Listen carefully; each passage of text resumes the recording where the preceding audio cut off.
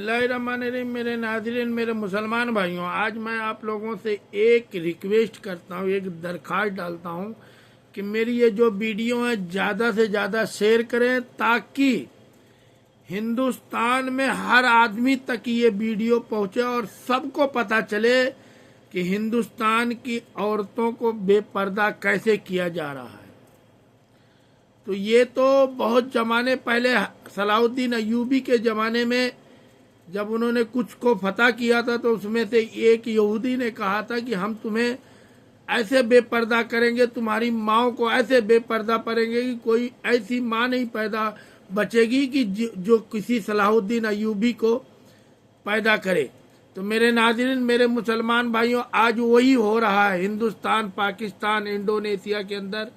हम सऊदी में रहते हैं, 30 साल से हैं, और जो नज़ारे हम 30 साल पहले से नहीं देखे थे आज वो देख रहे हैं। हिंदुस्तान के जो एजेंट लोग हैं, मैं उनसे भी दरख्वास्त करता हूं कि ये काम करना बंद कर दें। वहां की लड़कियों को जो आप हॉस्पिटल के नाम पे भेजते हैं या किसी और काम के नाम पे भेजते हैं तो ये गलत है, क्योंकि आप झूठ बोल के भेजते हैं कि आपकी 4,000, 5,000, 7,000, 8,000 रियाल तनख्वाह है। इस लालच में वहाँ की लड़कियाँ जो हैं सऊदी आ जाती हैं, यहाँ आने के बाद वो फंस जाती हैं, फिर उनको वो तनख्वाह नहीं मिलती और वो जो बताया जाता है वो नहीं मिलता, फिर उन गलत कामों में वो उतर जाती हैं और अपनी इज्जत को नीलाम करने लगती हैं। तो मेरे दोस्तों, मेरे नाज़रीन, मेरे मुसलमान भाई, आप लोग से दरख्वास्त करता हूँ इस वीडियो को ज़्यादा से ज़्यादा शेयर करें और एजेंटों से अभी अपनी माँ बहनों को बचाएं, उनके पास जाने ना दें और कोई वीज़ा लगने ना पाए। तो मेरे दोस्त, मेरे नाज़रीन, मेरे मुसलमान भाई, इस बात को याद रखें कि हमारी जो लड़कियां हैं, हमारी जो बहनें हैं, वो सऊदी में हॉस्पिटल के नाम पे आती हैं और कंपनियों के नाम पे आती हैं और यहाँ आके गलत काम। रात मेरे सामने एक वाक़या पेश आया, एक वाक़या 7 महीना पहले पेश आया था। वहाँ भी 3 लड़कियाँ पकड़ी गई 3 गलत कामों में। वो लखनऊ की रहने वाली थी, उसमें एक हिंदू थी, 2 मुसलमान। मैं नाम नहीं लेना चाहूँगा, मगर फिर भी अगर उन तक ये खबर पहुँचे तो वो बाज आ जाए, मगर उनको किसी तरह से पैरवी करके यहाँ से वापस भेजा गया। तो इसी तरह रात भी एक वाक़या आया था, मगर इनका जुर्म तो बहुत बड़ा संगीन, बहुत संगीन जुर्म था, इनके ऊपर जुर्माना बहुत था और मैं जुर्माना देने के काबिल नहीं था, इसलिए मैं इनकी कोई मदद नहीं कर सका।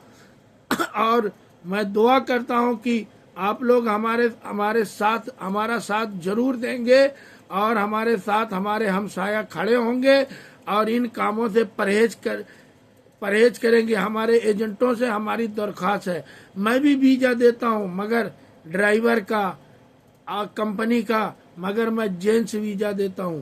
तो मेरे दोस्त, मेरे मुसलमान भाइयों, ये जो लड़कियों का बाहर मुल्क भेजना, उन माओं से, उन बाप से मैं दरख्वास्त करता हूं कि अपनी जवान बेटियों को सऊदी या दुबई या कतर, बहरैन क्यों भेज रहे हैं, किस बात से भेज रहे हैं, क्या मुश्किल है?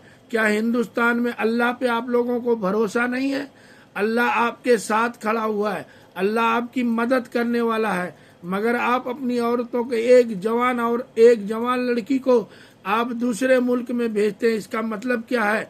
या तो आप एजेंट हैं या तो आप चाहते हैं कि हमारी बेटी जाए और जिस्म फरोशी का धंधा करे और हमें पैसा दे।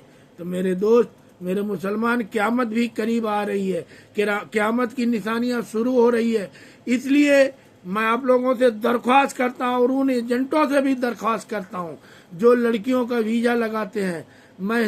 मैं सऊदी में आज 30 साल से ये दाढ़ी बाल हमारे सफ़ेद हो गए, मगर इस तरह के मंजर अभी नहीं देखा था। अभी जिस गली में देखो, कहाँ की लड़की है? इंडिया की लड़की है। कहाँ की है? लखनऊ की है। कहाँ की है? केरला की है। कहाँ की है? हैदराबाद की है। तो मेरे दोस्त, हमें भी शर्म आती है, हमें भी शर्म आती है, हया आती है, और वही लोग हमें कहते हैं कि ये देख तेरे मुल्क की लड़की है। तो मेरे दोस्त, इन कामों से बाज आ जाए और अल्लाह के वास्ते, अल्लाह के वास्ते, अल्लाह के वास्ते दूर हो जाए और ये बंद करें क्योंकि आप लोगों को पता है जानी की सजा क्या है। जानी की सजा 3 दुनिया में ही मिलती है, 3 आखिरत में मिलती है। दुनिया में पहली सजा उसके रिजक में तंगी आती है, दूसरी सजा उसकी उम्र घटा दी जाती है, तीसरी सजा उसके चेहरे का नूर जाते रहता है, और आखिरत की सजा पहली अल्लाह नाराज होता है। तो मेरे दोस्त, मेरे मुसलमान भाई, जिससे अल्लाह नाराज हो जाए तो ये समझ लेना उसकी सारी दुनिया खत्म, उसकी सारी आखिरत खत्म। और दूसरी बात, उससे सख्त हिसाब किताब लिया जाता है। और तीसरी बात, उसे आग का लिबास पहनाया जाता है। वो लिबास ऐसा होता है कि अगर पहाड़ पे भी रख दिया जाए तो रेजा रेजा हो जाएगा। मूसा अलैहिस्सलाम ने पूछा था कि जानी को क्या सजा है, तो अल्लाह ताला ने यही बताया था, उसको आग का लिबास पहनाया जाएगा।